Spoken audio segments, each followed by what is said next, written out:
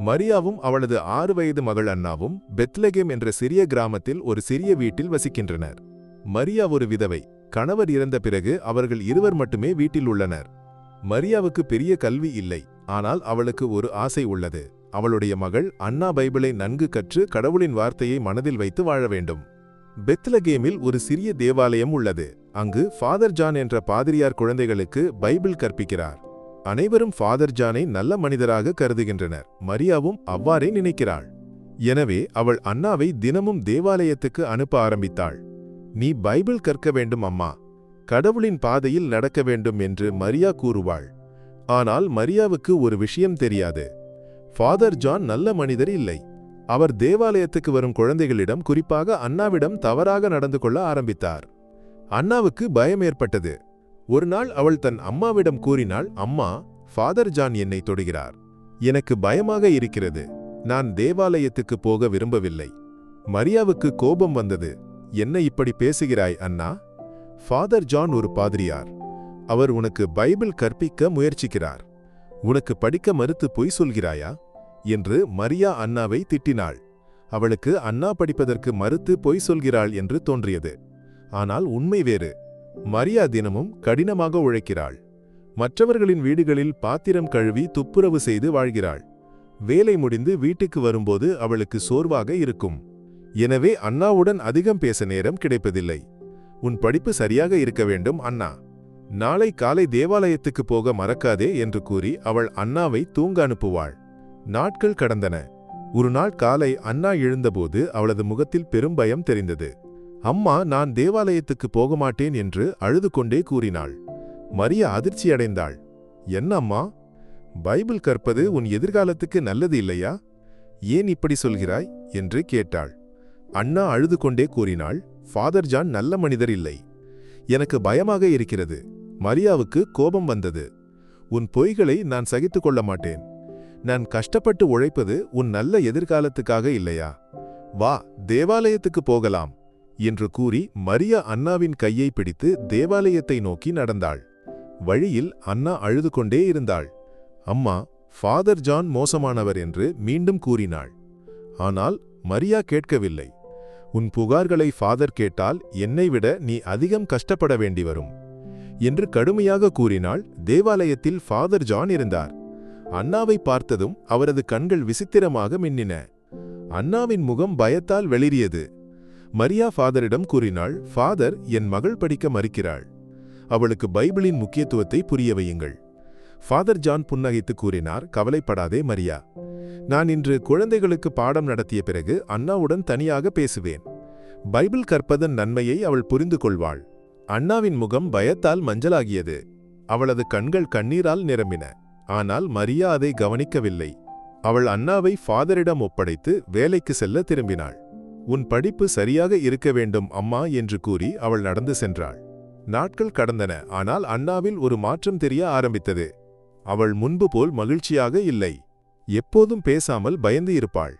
சிறிய சத்தம் கேட்டாலும் பதறுவாள். இரவில் தூங்கும்போது, ஃபாதர், தயவு செய்து என்னை விடு என்று முணுமுணுப்பாள். மரியா அதை கேட்டு அவளை ஆறுதல் படுத்துவாள். அம்மா, ஃபாதர் ஒருவேளை கண்டிப்பாக கற்பிக்கிறார். படிப்பின் பாதையில் சில சமயம் இப்படி தாங்க வேண்டியிருக்கும் என்று கூறுவாள். ஆனால் உண்மையான சத்தியம் மரியாவுக்கு தெரியாது. அன்னாவின் பயம் அதிகரித்து கொண்டே போனது. தேவாலயத்திலிருந்து திரும்பி வரும்போது அவள் நேராக அறைக்கு சென்று கதவை மூடி அழுவாள். மரியா இவற்றையெல்லாம் பார்க்கிறாள். ஆனால் ஃபாதர் கண்டிப்பாக கற்பிப்பதால் அன்னா அமைதியற்றவளாக இருக்கிறாள் என்று நினைத்தாள். கடவுளே, என் மகளின் இதயத்தில் பைபிள் மீதான அன்பை வளர்க்க வேண்டும் என்று மரியா தினமும் வேண்டுவாள். ஒரு நாள் அன்னா வழக்கம்போல் தேவாலயத்திலிருந்து திரும்பவில்லை. மரியாவுக்கு முதலில் பெரிய பிரச்சனை என்று தோன்றவில்லை. ஒருவேளை ஃபாதர் அவளை அதிக நேரம் கற்பிக்கிறார் என்று நினைத்தாள். ஆனால் மாலை ஆன பிறகும் அன்னா வரவில்லை. மரியாவுக்கு பயம் ஏற்பட்டது. அவள் தேவாலயத்துக்கு ஓடினாள். அங்கு தேவாலயத்தின் கதவை பூட்டிக் கொண்டிருந்த ஒரு மனிதனை பார்த்தாள். என் மகள் அன்னா இங்கு இருக்கிறாளா? அவள் வீட்டுக்கு வரவில்லை என்று மரியா கேட்டாள். அந்த மனிதனின் முகம் வெளிரியது. உன் மகள், அவள் தேவாலயத்திலிருந்து சென்றதாக நான் பார்த்தேன் என்று தயங்கி தயங்கி கூறினான். மரியாவின் இதயம் நின்றது. அவள் எப்போதும் சரியான நேரத்தில் வீட்டுக்கு வருவாள். எங்கே போனாள் என் மகள் என்று அவள் கதறினாள். அந்த மனிதன் கூறினான், ஒருவேளை நான் தவறாக பார்த்திருக்கலாம். ஃபாதர் ஜான் எப்போதும் குழந்தைகளை அதிக நேரம் கற்பிப்பார். நீ ஃபாதரிடம் கேட்டுப்பார். மரியா தேவாலயத்துக்குள் நுழைய முயன்றாள். ஆனால் அந்த மனிதனின் முகத்தில் இருந்த பயம் அவளை அமைதியற்றவளாக்கியது. அவள் ஃபாதர் ஜானின் வீட்டுக்கு ஓடினாள். அங்கு ஃபாதரின் மனைவி கூறினாள், ஃபாதர் இங்கு இல்லை. அவர் குழந்தைகளுக்கு பாடம் நடத்த சென்றிருக்கிறார். பின்னர் கிராமத்தில் உள்ள மற்றொரு பாதிரியாரிடம் செல்வது வழக்கம். மரியாவின் இதயம் உடைந்தது. அவள் வீட்டுக்கு ஓடினாள். வீட்டுக்கு வந்தபோது அவள் கண்ட காட்சி அவளை தளர வைத்தது. அன்னா மயக்கமடைந்து படுக்கையில் கிடந்தாள். அவளது முகம் வெளிரியிருந்தது. உடல் பலவீனமாக இருந்தது. கைகளிலும் கழுத்திலும் காயங்கள் இருந்தன. முடியில் இரத்தம் ஒட்டியிருந்தது. என் மகளே என்று கதறி மரியா அன்னாவை கட்டிப்பிடித்தாள். யார் செய்தது இதை? என் மகளை யார் கொன்றது? அன்னாவின் கண்கள் கண்ணீரால் நிரம்பின. ஃபாதர் என்று மெதுவாக கூறினாள். அதோடு அவளது மூச்சு நின்றது. மரியாவின் உலகம் இருண்டது. என் மகளே, கண்ணை திற என்று அவள் கதறினாள். ஆனால் அன்னா அவளது கைகளில் இறந்து போனாள்.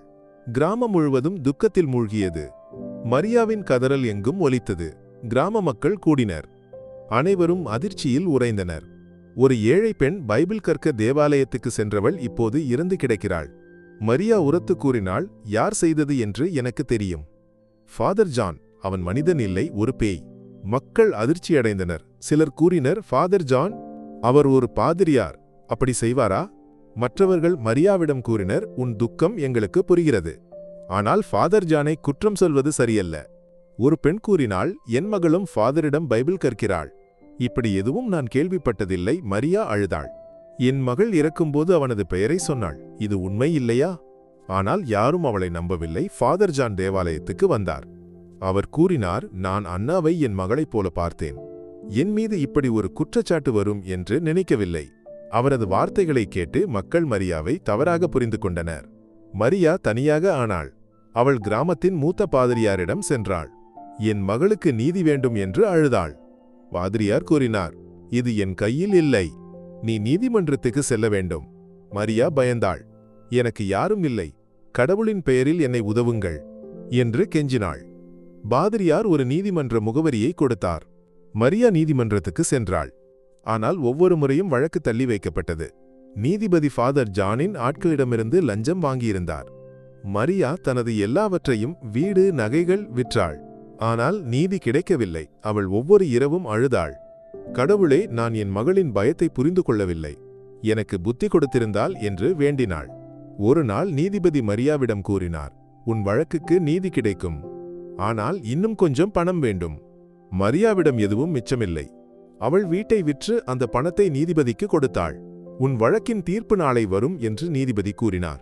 ஆனால் மறுநாள் நீதிபதி போயிருந்தார். அவர் விடுமுறைக்கு சென்று விட்டார். 2 மாதங்கள் கழித்து வருவார் என்று காவலர் கூறினார். மரியா அதிர்ச்சியடைந்தாள். அவள் கிராமத்தின் ஒரு பிரமுகரிடம் சென்றாள். அவர் கூறினார், நீயே உன் வழக்கை திரும்ப பெற்றுவிட்டாய். இதோ உன் கையெழுத்துடன் கூடிய காகிதம். மரியா கதறினாள், நான் இதில் கையெழுத்து இடவில்லை, இது பொய். ஆனால் யாரும் அவளை நம்பவில்லை. மரியா உடைந்து போனாள். அவள் ஃபாதர் ஜானின் வீட்டுக்கு சென்றாள்.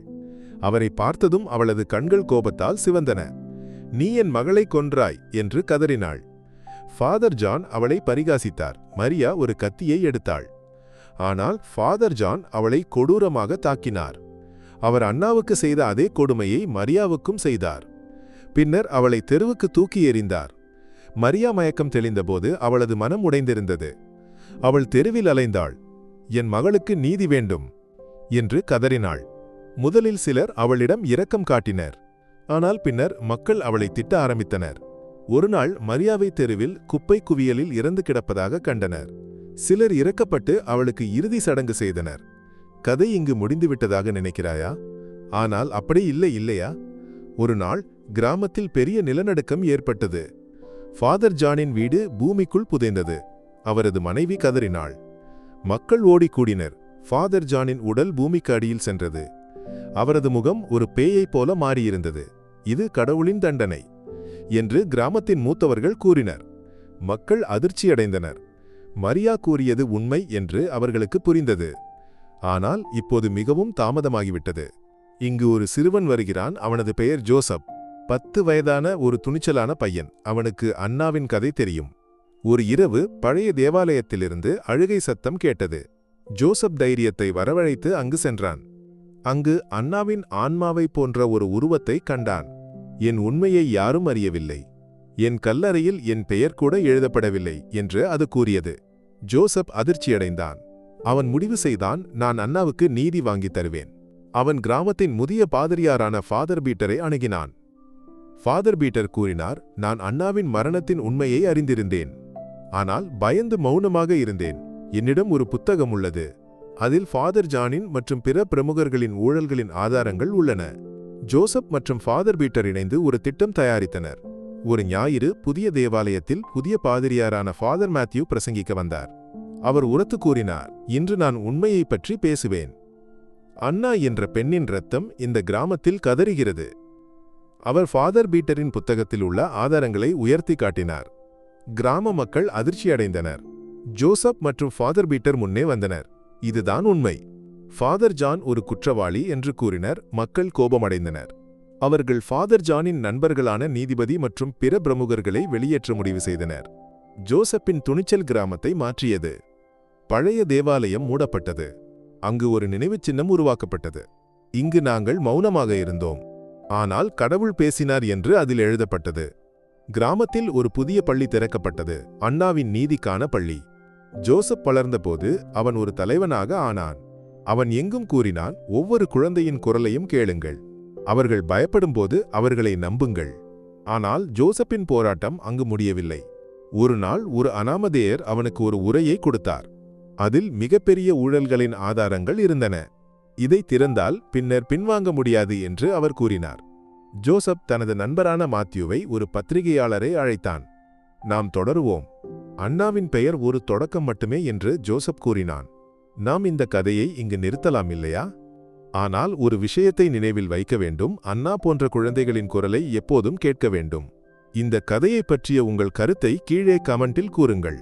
இதுபோன்ற மேலும் கதைகளுக்கு சேனலை சப்ஸ்கிரைப் செய்ய மறக்காதீர்கள். மற்றொரு புதிய கதையுடன் மீண்டும் சந்திப்போம். நன்றி.